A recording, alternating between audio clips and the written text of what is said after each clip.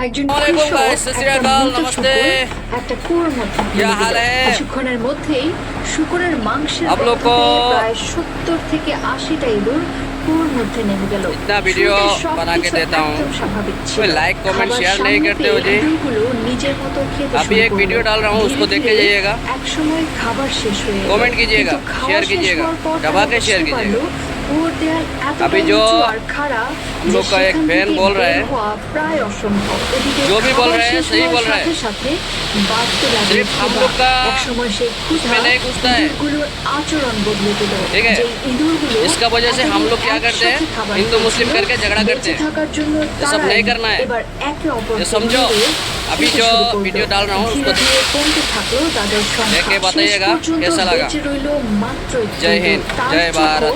তখন ক্ষুধা আর হিংস্রতায় ভরা। হঠাৎ একদিন সেই কৃষক একটা দড়ি নামিয়ে ইঁদুরটাকে কুয়ো থেকে তুলে আনলো, তারপর তাকে আবার মাঠের মধ্যে ছেড়ে দিল।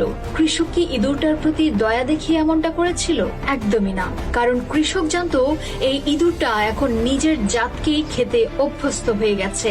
এখন সে আর শস্য খুঁজবে না, বরং সুযোগ পেলেই মাঠের অন্য ইঁদুর শিকার করবে, আর এতে তার ফসল নষ্ট হবে না। আর এখানেই লুকিয়ে আছে ডিভাইড অ্যান্ড রুল, অর্থাৎ মানুষকে ভাগ করে একে অপরের বিরুদ্ধে দাঁড় করিয়ে দেওয়ার খেলা। আসলে আমাদের সমাজে যারা উপরে বসে পুরো খেলাটা নিয়ন্ত্রণ করে তারা নিজেরা সাধারণত লড়াই করে না, তারা শুধু এমন একটা পরিস্থিতি তৈরি করে যেখানে নিচে থাকা মানুষগুলো একে অপরের সাথে লড়াই করতে থাকে, একে অপরকে দুর্বল করতে থাকে। আর যখন দুজন মানুষ নিজেদের মধ্যে লড়াই করে, সবচেয়ে বেশি লাভ হয় তৃতীয় ব্যক্তি অথবা সেই ব্যক্তির যে পুরো খেলাটা আড়াল থেকে নিয়ন্ত্রণ করছে। তাই জীবনে এমন পরিস্থিতিতে নিজেকে প্রশ্ন করুন, এই লড়াইটা শুরু করলো কে, আর সবচেয়ে বেশি লাভটা কার হচ্ছে। কারণ আপনি যদি খেলাটা বুঝতে না পারেন, তখন আপনিই হয়তো হয়ে যাবেন সেই কুয়োর ভেতরের ইঁদুর।